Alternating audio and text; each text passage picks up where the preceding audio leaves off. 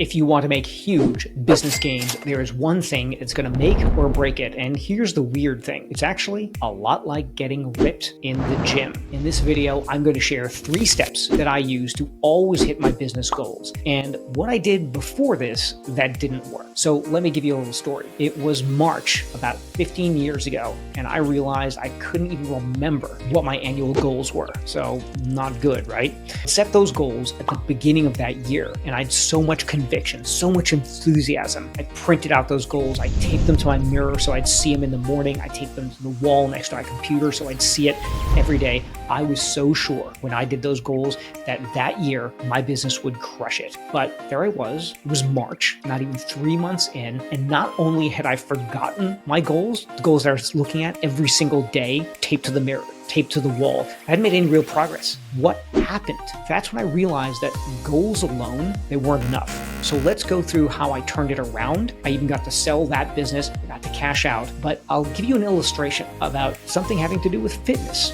which completely illustrates why certain methods of goal setting work and certain of these goal settings don't work and what you should do instead that's worked for me. So at the beginning of last summer, my dad actually got really, really sick and he was bedridden. He'd been hospitalized for a long time and I was really helping to take care of him. At the time, I'm running 3 businesses, I'm taking care of him, and I'm really focused on just the basics, the kind of survival of that. And after he was better, I looked in the mirror and I did not like what I saw at all. I'd let myself go from at least respectably in shape to a different shape, and that shape was more like a circle. So after years of staying in good shape, I'd let my habits slip. Now, look, it's for a good reason. Dad was sick, but as soon as the habit slipped, my physique started to slip too, right? We've got this habit, things that I'm doing well again and again, and I'm doing and I'm looking good. And then I let the habit slip and the results slip. So, is there a clue here? So what do? I restart with my trainer. He holds me accountable. And just the act of paying to have someone waiting for me twice a week was enough to put this front and center. Now, here's the thing. Taping goals to the mirror doesn't do that. Just taping a goal. Paying did that. I paid the trainer. And interestingly, the same principle applies to business goals. Now, fortunately, on the business side, I've been doing this with my business for years. I'll talk about that in a second. So the businesses didn't slip. Only my personal life slipped. But in the old days, my businesses would have slipped too. So here's the shortcut. Accountability in business is as effective as accountability in fitness. And that is the accountability. It takes a process, takes accountability to someone, and if you pay attention, and you get results. So those are the 3 principles that I believe. And with that lesson from getting the trainer in mind, so let's talk about how I coach founders so that they can start being extremely effective in this entire process and actually meeting their goals, not just having it taped up somewhere, not having it on their desktop or just occasionally looking at it, because these things that you're looking at, you're just going to start to not take action on them and you're actually not going to make any progress. So the first thing is daily tracking. Now, tracking is not a list of goals, because a list of goals you're just going to look over. Tracking involves some number that's coming to you that you're going to pay attention to. So I do this. The founders I work with, I teach them how to do this as well. It is all about tracking key performance indicators on a daily basis. So for example, every day I now look at and have my founders look at the same things. Bank balance. What's the cash in the business right now?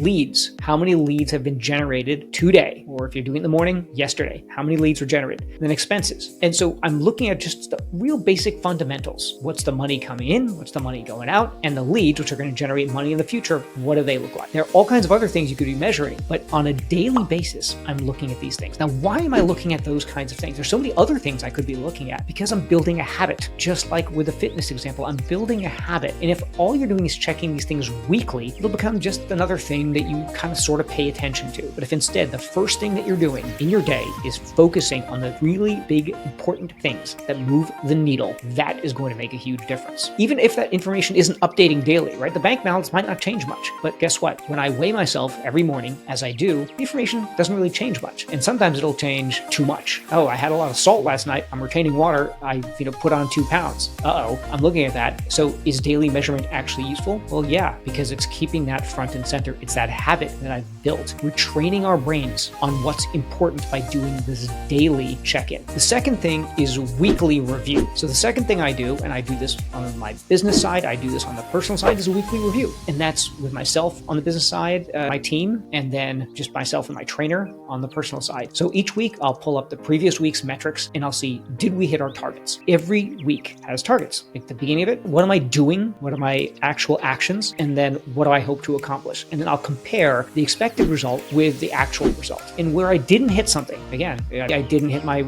weight goal number, or I didn't hit the number of pounds of the lift that I wanted to do. Maybe on the business side, I didn't hit the number of leads. You can ask yourself, what can I do better in the future? I do something called an after action review to understand why. So if you don't really know what that is, there is a resource and a template for the whole process that I'm going over today. It's totally free at ceoworkbench.com. So you can get all of that there. But this after action review, this process, it keeps us learning, it keeps us accountable and focused on making progress. So that's why I do it. That's why I have all of my CEOs do it. That is the one thing that keeps them making progress on a regular basis and learning quickly. Now, the third step is coaching. Step 3 is I always get a business coach or a mentor. Now, there's a reason why people get results when they hire a trainer, a fitness trainer of any sort. Now, I've got a business coach, I've got a fitness coach, I've got a diet coach. And have you ever heard of any pro athlete that doesn't have a coach? No, you haven't. And all of a sudden, you think that being an entrepreneur, you don't need someone who does this for you. Get real. Anyone who's looking to perform better needs someone holding them accountable, somebody with more knowledge than they have. This coaching and mentoring relationships are what that's all about. And just like a fitness trainer, your coach makes sure that you're sticking to a business growth plan. He's going to hold you accountable if you've gotten off track, helps you course correct. And the thing that you're not going to like about this is that you should pay for your coach. You should pay for a mentor, because when you pay